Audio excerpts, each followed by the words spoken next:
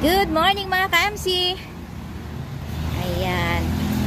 May i-review na naman po tayong unit dahil ito po ay for releasing today. Ito po yung ating Mazda AZ Wagon.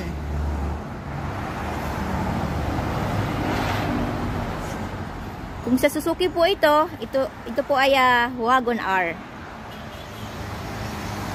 Yan, gray color. So, mas maganda po ang setup na to, yung simple lang sa mga Wagon R po or AZ Wagon. Ayan, syempre brand new upholstery. Ayan.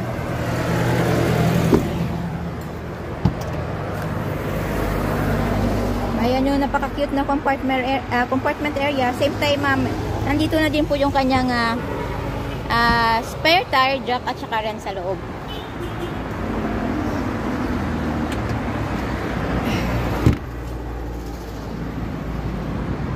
Ayan.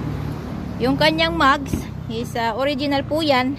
Yun po yung mugs niya na galing sa Japan. Ayan, mayroon po siyang cup holder, dalawa. Both side po yan. So, ayan. So, mayroon din po siyang drive camera. Ayan po.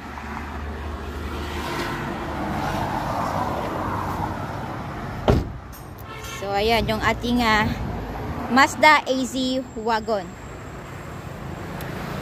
Mazda po ang gumawa nito, pero lahat po ng parts nito ay Suzuki din po.